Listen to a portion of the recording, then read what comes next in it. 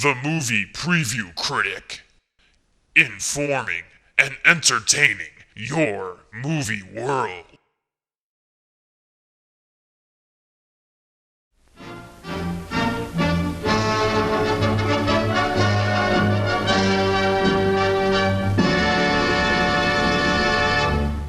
What's up, good movie lovers? Welcome to the Box Office Breakdown, where at the beginning of each week, the box office numbers of the most recent movie weekend are decoded and hopefully the movie truth is revealed. Opening weekend numbers are what determine the future of Hollywood, from a surprise indie hit to a big piece of These numbers create ramifications for the careers of the filmmakers, especially the director, actors, and writers. So let's take a look at the numbers and figure out what this means for the movies and for us, the cash-paying audience that keeps the wheels of the monolithic entertainment machine greased. With the box office numbers in for the weekend of January 30th through February 1st, there's only one thing left to do. Break it down. So how many of us were wondering if Paul Blart Mall Cop would be number one 3 weeks in a row? Thinking that if it topped all the Oscar-nominated films finally gaining wide release yet again, that it would be an undeniable sign of the movie-pocalypse. Well, thankfully, Qui-Gon Jinn stepped in and decided to delay the end of good cinema. Liam Neeson helped Taken make $24.6 million. Not bad considering it was commercial bowl weekend and the economy is still hurting. It was produced in France by EuropaCorp and M6 Films. That's nice to know, but what's most important is that Luc Besson is the writer and producer here. He's got a track record of writing, producing, and directing a wide variety of genres. From La Femme Nikita to The Professional and The Fifth Element, he's got skills that are undeniable. But his first and his best talent is the action movie, creating badass heroes, villains, and situations that thrill and excite audiences. Leave it to him to take Liam Neeson, an actor we all associate with serious Oscar-winning roles, or the older wise teacher, and make him an ass kicker. While that side of him was hinted at in Batman Begins, it has never been fully explored, even in the 1990s Sam Raimi actioner Darkman. Luc Besson knows action. At times it might be over the top, but it's always fun and definitely highly watchable. Here he's taking on a subject that's been slow to creep into mainstream movies, the human slave trade. Specifically, the kidnapping of young girls for the goal of forced prostitution. Last year,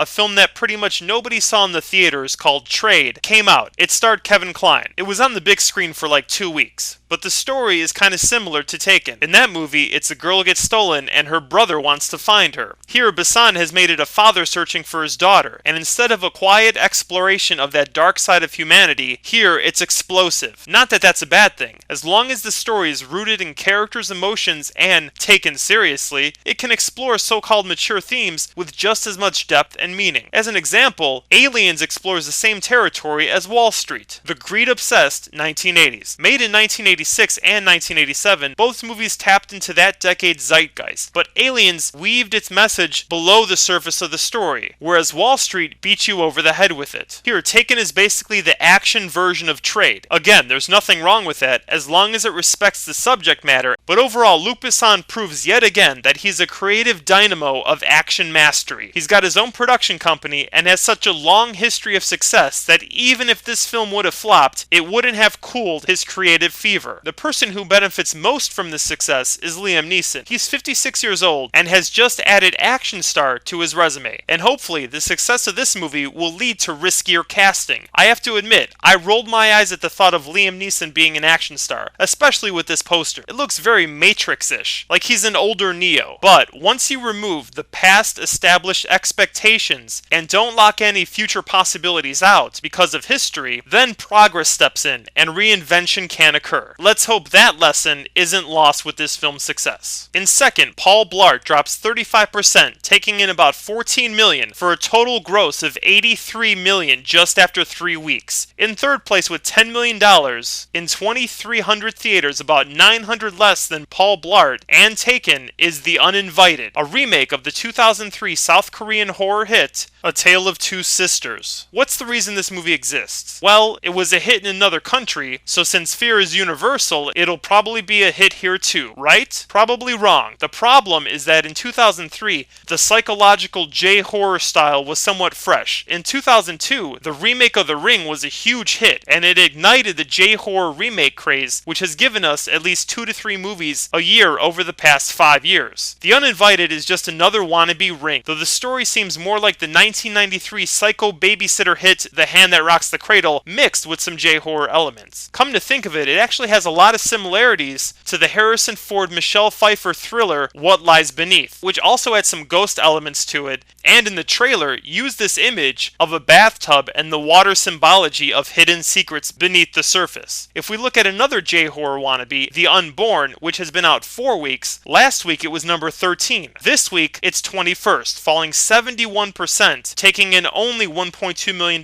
for a total of $41 million. Not bad. It's definitely made its budget back, but the quick box office drop means audiences are beginning to be burned out on this brand of horror. One factor that made The Ring a success was the quality of the scares and the resulting word of mouth, which made it a true sensation. It's doubtful The Uninvited, just like The Unborn, is gonna create a stir. Its lackluster box office will hopefully lead to a slowdown in the production of more of these J-horror wannabes, and ultimately, it would be nice to have a rejuvenation of this genre, which, when done well, really works. The main actor here to be affected is Elizabeth Banks. She's had a great 2008, starring in 6 movies. While none of them were breakout hits, they had respectable numbers. It seems she doesn't have the Julia Roberts, Reese Witherspoon audience magnetism, but stars in successful enough movies to be working for at least the next 2 to 3 years. You kinda get the feeling that this movie offered her a nice paycheck, so she got the getting while the getting was good. Hotel for Dogs stays in 4th place with $8.6 million this week. It's up to $48 million